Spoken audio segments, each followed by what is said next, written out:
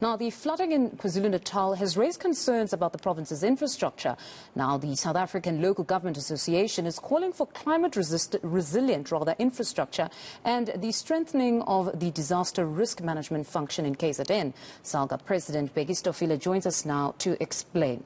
Mr. Stofile, thank you very much for your time this morning. You have reiterated the importance of climate resilient infrastructure, which some agree is really where the conversation should progress to now, given the warnings of more extreme weather events to come. Just take us through this call for more resilient infrastructure.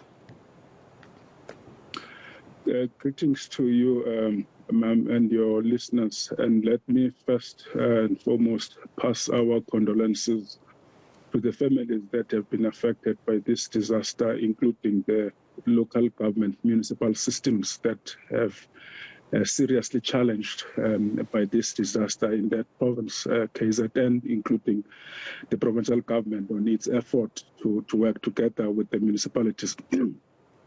I think this is informed by, as we know, this is not the first disaster happened in KZN.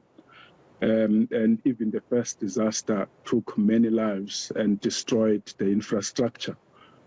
Both the road infrastructure and water infrastructure that we have invested on by municipalities in that part of the world.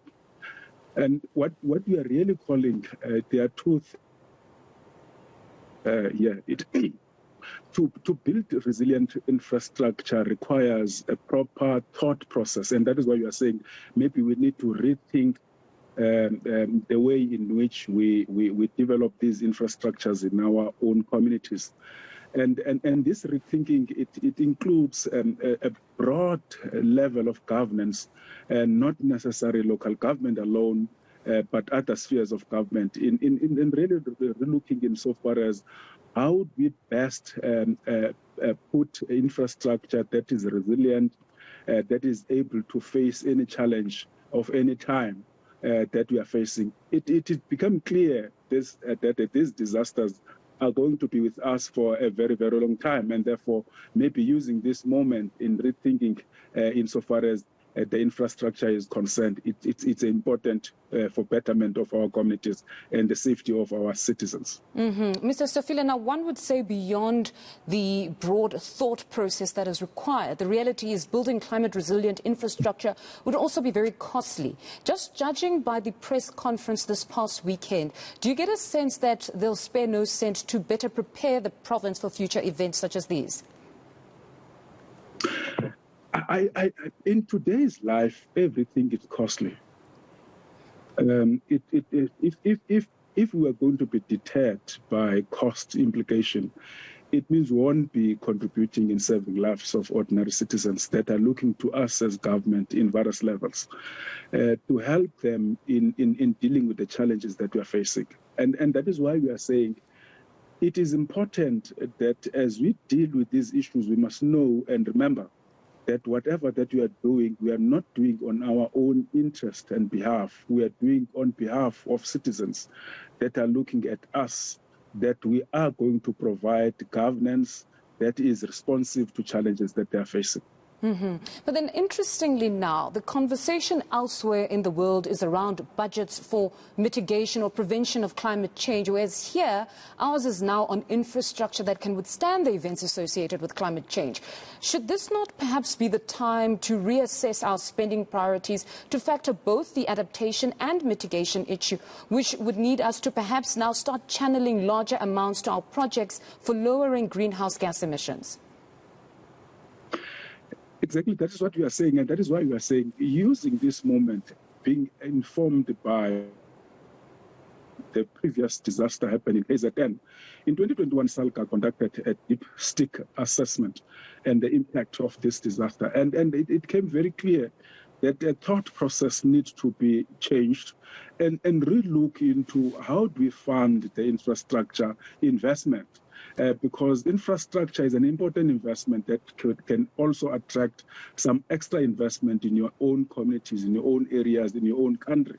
And therefore, climate change, it's part of the challenges that we are told by scientists that is going to be with us for a very, very long time. And therefore, we must adapt with that changing environment. And therefore, we must be ready and we must be prepared to spend all whatever that we have and direct it towards navigating through those difficulties that ultimately will have a negative impact towards our communities. Now, Mr. Stofile, there's another conversation here around urbanization, that what we're seeing here where we have communities that have been building in wetlands is as a result of urbanization, that you've got a lot of community members migrating to the cities for better opportunities, that perhaps this is the time for even the province to sit down and re-look how they stimulate the rural economy so that people actually see it viable to remain in their communities. What do you make of that conversation if we're going to holistically address the problem?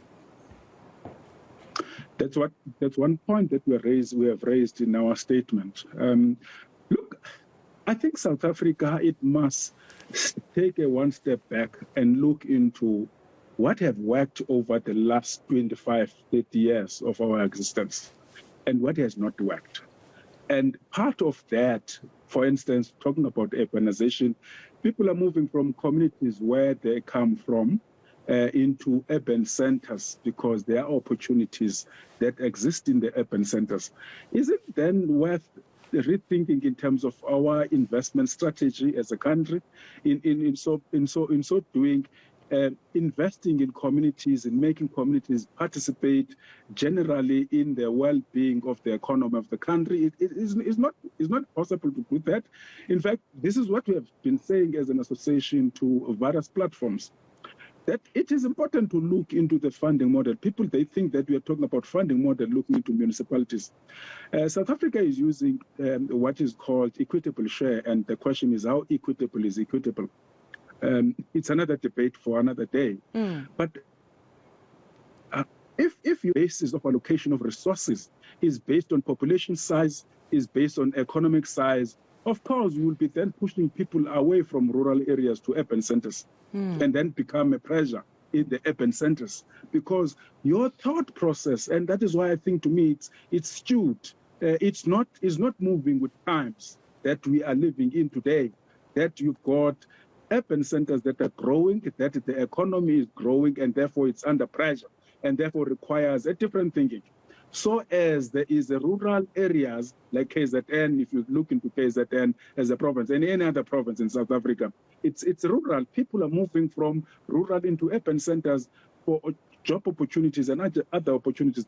What is the thought process of us as government, three spheres of government, insofar as making sure that there are job opportunities that are existing in the areas where these people are coming from, in terms of where the rural areas where they are coming from, and to me that is a miss in the debate. We all behave as in the beauty contest.